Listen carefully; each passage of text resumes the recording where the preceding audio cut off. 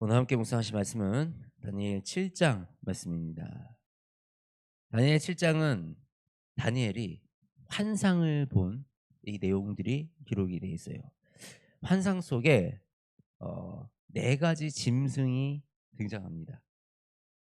먼저 독수리 날개를 단 사자 모양인데 독수리 날개를 가지고 있는 그런 사자가 있었고요.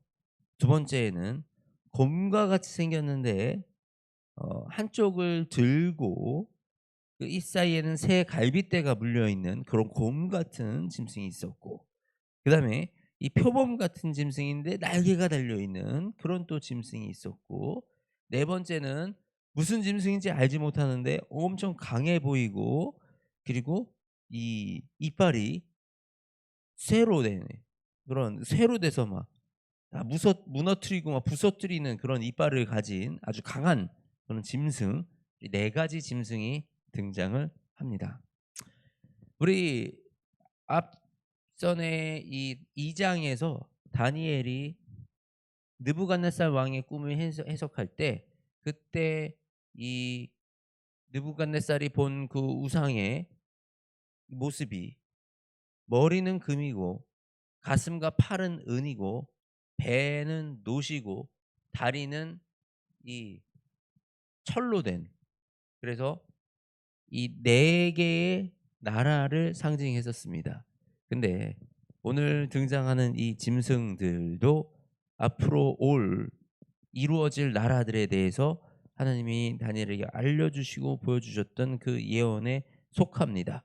그래서 이 독수리 날개를 단 이 사자는 지금 이 바벨론, 지금 현재 왕이 있는 그 바벨론 국가를 의미하고, 이 곰이 이 한쪽을 들고 있는 이 모습은 메대와 바사, 우리 페르시아 제국의 모습을 그리고 있고, 그다음에 일어나는 네 날개가 달린 이 표범과 같은 이 짐승은 그리스를 상징하고, 그다음에 이 철로 된 이 강한 나라, 그래서 이 철로 된 이 쇠로 된 이로 이 큰 이가 있어 먹고 부서뜨리는 그 나라는 로마를 상징합니다.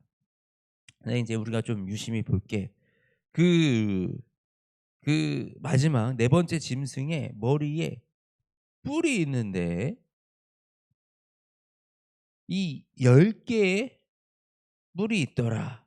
근데 이 10 개의 뿔이 있었는데 그중에서 이 작은 뿔이 그 사이에서 나더니 첫 번째 뿔 중에 셋이 그 앞에서 뿌리까지 뽑혔고, 이 작은 뿔에는 사람의 눈 같은 눈들이 있어 또 그 입이 있어 큰 말을 하였더라. 로마 제국으로 우리가 이것이 해석이 된다면, 로마 제국에는 열 군데의 나라가 있었어요. 앵글로색슨, 프랑크, 알레마니, 부르군드, 롬바르드, 서고트, 수에비, 동고트, 반달, 헤룰리, 우리 지금 유럽을 이뤘던 그 유럽의 나라들의 시작이 되었던 이 연합국가였던 것이죠. 근데 이 중에서 우리 동고트, 반달, 헤룰리가 이제 이 로마 교황청에 이런 어떤 대항하면서 사라진 이 국가들입니다. 이 로마의 권위를 거부하다가 이 로마 이 황제들의 군대에 멸망했던 그런 나라들이 세 나라가 있어요. 그러면 이 작은 뿔 무엇을 의미할 수 있는가? 이것이 우리가 살펴볼 수가 있습니다. 그리고 이 작은 뿔들이 어떻게 된다 그랬어요? 이 하나님한테 대적한다라고 기록이 되어 있는 거예요.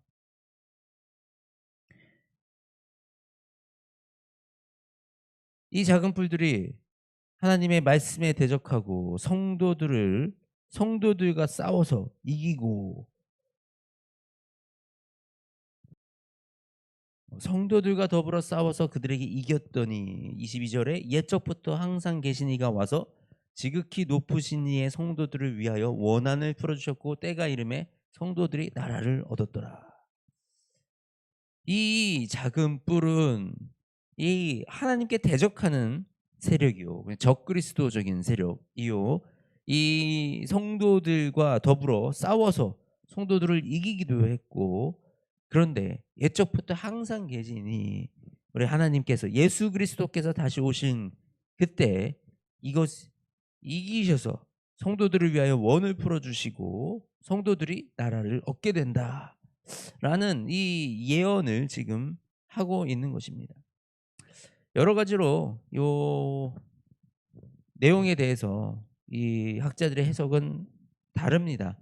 그런데 우리가 이 표면적으로 드러난 상황으로 볼 때 이것이 지금 로마의 교황청을 너무나도 가깝게 묘사하고 있음을 우리는 볼 수가 있습니다.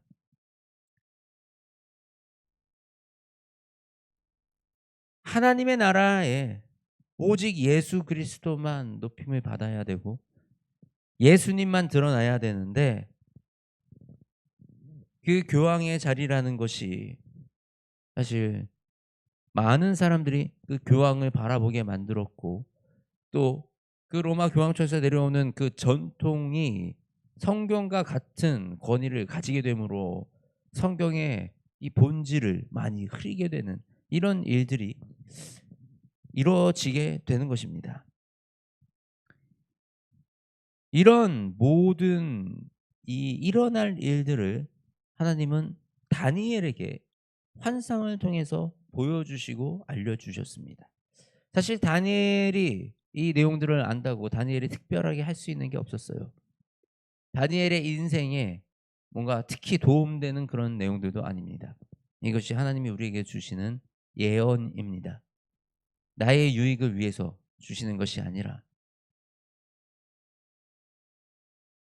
내가 그 미래에 무엇을 대비하라고, 내가 뭘 하라고 하나님이 하시는 것이 아니라 하나님의 나라와 하나님의 뜻이 이루어지는 그 일들을 하나님은 드러내시고 보이시며, 그리고 그 일들을 나뿐만 아니라 모든 믿는 자가 함께 준비하게 하시기 위함입니다. 우리 이 마지막 때는 우리가 아예 알지 못하는, 우리가 예상하지 못하는 그때에 예수님이 다시 재림하셔서 이 세상을 평정하시고 심판하십니다. 우리가 그때 항상 준비되어 있는 자가 되어지기 위해서는 이 성경의 말씀을 잘 이해하고 이 말씀들을 통해서 우리가 분별하는 이 영이 우리에게 있기 원합니다. 세상은 우리를 끊임없이 미혹하려고 그래요. 특히 이 마지막 때에 우리를 미혹하는 영들의 움직임이 너무나도 많습니다. 우리를 교묘하게 속여서 악과 손잡게 만들고 나쁜 것들과 타협하게 만들고 우리를 문란하고 도덕적으로 해이하게 만들고, 이런 이 상황들 속에서, 그리고 요즘 얼마나 많은 이 이단들, 이 그냥 이단도 아니고 우리의 삶을 무너뜨리는 그런 교리들과 그런 전략들을 펼치는 이들로부터 우리의 자녀들과 또 우리의 삶을 보호해 나가기 위해서는 우리가 깨어서 진리를 분별할 수 있는 힘을 가지고 있어야 한다라는 것입니다. 그리고 말씀을 통해서 이 말씀이 어떻게 이루어져 나갔는지, 그리고 이 말씀이 무엇을 의미하는지 우리가 깨닫고 그에 따라서 하나님이 기뻐하시는 길을 선택하고 분별하여 그 길에 서 있는 저와 여러분이 되시기를 주님의 이름으로 축복합니다. 하나님, 환상을 통해서 다니엘에게 보여주셨던 그 환상, 네 가지 짐승을 통해서 다가올 나라를 보여주시며, 또 그 열뿔과 새로 솟아나는 작은 뿔, 그 뿔들이 우리는 아직 정확하게 이것이 무엇을 의미하는지 알 수 없지만 때가 되면 하나님이 이 내용을 정확하게 알게 하시며 모든 것이 드러나게 하실 줄 믿습니다. 그러나 하나님, 우리에게 특별하게 지혜를 주시고 분별의 영을 더하여 주시어서 우리가 살아가는 이 세상 속에서 우리가 따라야 할 것과 따르지 말아야 할 것을 분별하게 하시며 지켜야 할 것들과 또 이 문화와 여러 가지 우리의 일상생활 속에서 하나님의 것들을 분별하여 지키게 하시고 세상에 쓸려가지 아니하도록 우리를 보호하여 주시옵소서. 주님이 주시는 이 말씀을 붙들고 우리가 일어나는 모든 일들을 바라보며 두렵고 떨리는 마음으로 오직 예수 그리스도를 기다리오니 준비된 신부로 우리를 세워주시고 예수님이 다시 오신 그날 우리가 예수님을 맞이하는 그 신부들의 역할을 감당하는 그 성도들이 될 수 있도록 주님 인도하시고 역사하여 주시옵소서. 사랑이 많으신 우리 주 예수 그리스도의 이름으로 기도드립니다. 아멘.